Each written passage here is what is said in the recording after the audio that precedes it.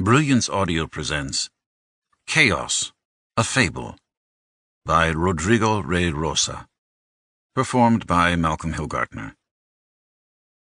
"He's a bad egg," said Mohammed, laughing. "We never see him. He's a mechanic.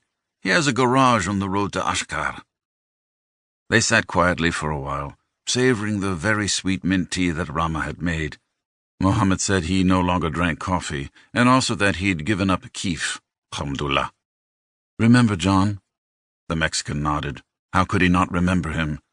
John Field, the American artist and critic who'd spent the last half of his life in Tangier, had been a friend and mentor to both men. Over the years he'd given Mohammed paper and Chinese ink, then canvas and paint so that he could develop his talents. From time to time he'd also gotten him out of financial difficulties, as a son or a close relative might do, and he'd provided the Mexican with contacts in the publishing world, helping him become a writer and translator. "Well, thanks to him, my son Abdelkrim is in trouble." "Trouble?" Mohammed stroked his jaw, covered with a few days' worth of grey stubble. The other man listened. Abdelkrim, son of Rama and Mohammed, not even 20 years old and highly intelligent, had gone to live in the United States. "I'm going to ask you a favor, my friend." "Yes, Mohammed." Mohammed closed and opened his eyes, smiling. "Don't worry. It's not about money."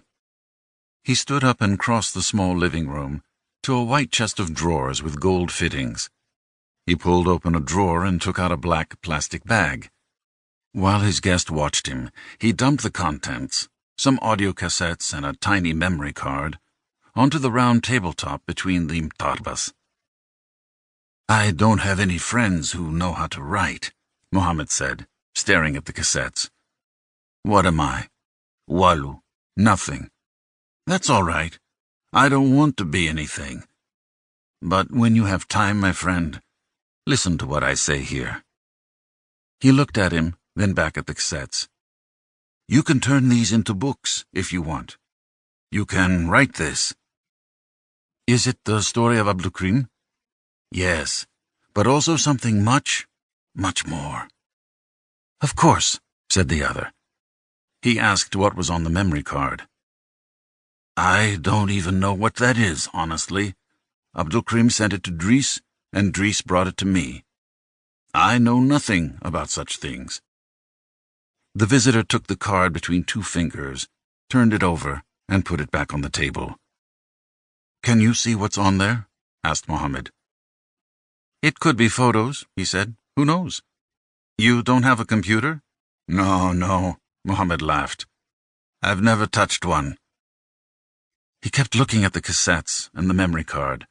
Mohammed then carefully put them back in the plastic bag and handed it to his guest. "Barakallahu fik, Mohammed. Shukran bisef."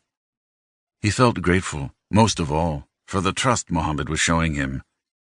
"La shukran. Allah wasib." In Casabarata, a large flea market in Tangier, things went on as they had for 30 years. Vendors of all ages hawked their wares, reveling in a privilege afforded them by tradition. Unmeasured time. Heaped among the rows of stalls, under laminate or cane awnings, the products of the new century, smartphones and LED lamps, multi-bladed vegetable choppers, fiberglass sinks and toilets, transparent or colored, lived alongside objects both timeless and of the past. Typewriters, giant cigarette lighters, salt and pepper shakers, shoes and belts, mirrors and picture frames, suitcases and backpacks, vases. Would-be shoppers fingered the merchandise idly, with no apparent interest. It didn't take long to find a Sony double cassette player in good condition. He picked it out of a twisted tower of tape decks. He asked the vendor if he could test it with an old cassette of Kalsum. It played smoothly. The cassette player on his shoulder, he went out into the streets swarming with people, not unusual for that time of day. Standing a few steps from a mosque under construction, he hailed a taxi to take him back to the hotel. The first thing he did once he got to his room was to test the cassette player again. After enjoying a light supper and a coffee on the corner, he returned to his room.